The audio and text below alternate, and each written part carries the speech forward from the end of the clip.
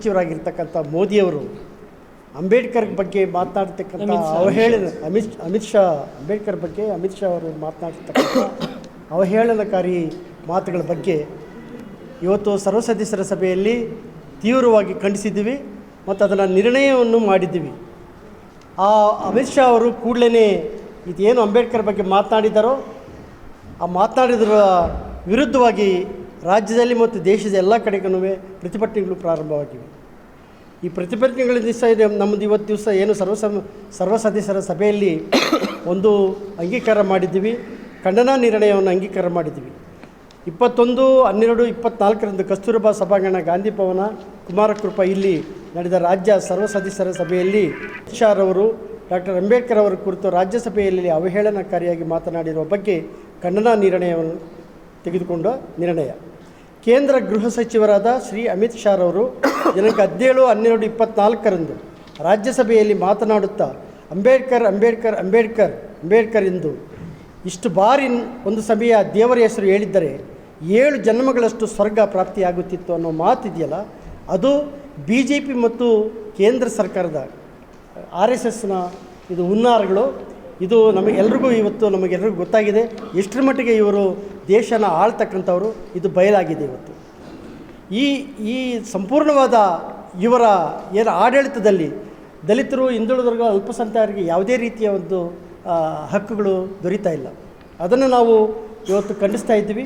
ಜೊತೆಗೆ ಈ ಏನು ರಾಜ್ಯಸಭೆಯಲ್ಲಿ ಇರ್ತಕ್ಕಂಥ ಗೃಹ ಸಚಿವರಾಗಿರ್ತಕ್ಕಂಥ ಅಮಿತ್ ಶಾ ಅವರವ್ರನ್ನ ಕೂಡಲೇ ತೆಗೆದುಹಾಕಬೇಕು, ಸಚಿವ ಸಂಪುಟದಿಂದ ಹೊರಗಡೆ ಹಾಕಬೇಕು ಅಂತ ಅನ್ನೋಂಥ ನಿರ್ಣಯವನ್ನು ಇವತ್ತು ದಿವಸ ನಾವು ವಜಾಗೊಳಿಸಬೇಕು ಅಂತ ಅನ್ನೋದನ್ನು ನಿರ್ಣಯವನ್ನು ಸಹ ಈ ಸರ್ವಾನುಮತದಿಂದ ಈ ಸಂಘಟನೆ ತೆಗೆದುಕೊಂಡಿದೆ.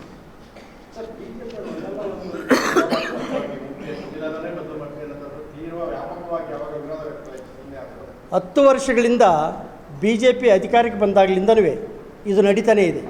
ಒಂದಲ್ಲ ಒಂದು ರೀತಿಯಲ್ಲಿ ಗುಲ್ಲೆಬ್ಬಿಸ್ತಕ್ಕಂಥದ್ದು. ಅಲ್ಲಿ ಪಾರ್ಲಿಮೆಂಟಲ್ಲಿ ಓಟ್ ತೆಗೆದ ನಂತರ ಹೊರಗಡೆ ಬಂದು ಮೋದಿಯವರು ಅಂಬೇಡ್ಕರ್ ಸ್ಟ್ಯಾಚ್ಯೂ ಹತ್ರ ಬಂದು ಸಂವಿಧಾನಕ್ಕೆ ನಮಿಸಿ ಅದಕ್ಕೆ ನಮಿಸ್ತಾರೆ. ಹಾಗೆ ನಮಿಸ್ತಕ್ಕಂಥವರು ದೇಶದಲ್ಲಿ ಅವ್ರದ್ದೇ ಆದಂಥ ಪಡೆ, RSSನ ಪಡೆ ಅದೇ ಸಂವಿಧಾನವನ್ನು ಸುಡ್ತಾರೆ. ಸೊ ಅದರಿಂದ ನಾವು ಇವರು ಒಳಗಡೆ ಇರ್ತಕ್ಕಂಥ ಕುತಂತ್ರಗಳನ್ನ ಬಯಲಿಗೆಳಿತಾ ಮತ್ತೆ ಅಧಿಕಾರಕ್ಕೆ ಬರಲಿಕ್ಕೆ ಈ ಎಲ್ಲ ತಳ ಸಮುದಾಯಗಳು ಅಧಿಕಾರಕ್ಕೆ ಬರಲಿಕ್ಕೆ ಏನಾದರೂ ಒಂದು ನಾವು ಪಣ ತೊಡಲೇಬೇಕು ಅಂತ ನಾವು ಕಾರಣದಿಂದ ಹಿಂದಿನ ಚುನಾವಣೆಯಲ್ಲಿ ಕಾಂಗ್ರೆಸ್ನ ಅಧಿಕಾರಕ್ಕೆ ತಂದಿದ್ದೀವಿ. ನಮಗಿರ್ತಕ್ಕಂಥ ಒಂದೇ ಒಂದು ಅಸ್ತ್ರ ಸಂವಿಧಾನಬದ್ಧವಾದ ಚುನಾವಣೆ. ಆ ಚುನಾವಣೆಯಲ್ಲಿ ನಾವು ಅವ್ರನ್ನ ಮಣಿಸ್ತಕ್ಕಂಥ ಕೆಲಸನ ಮಾಡಬೇಕು ಅಂತ ನಮ್ಮ ಎಲ್ಲರ ಏನು ಒಕ್ಕರಲಿನಿಂದ ನಿರ್ಣಯನ ಮಾಡಿದ್ದೀವಿ.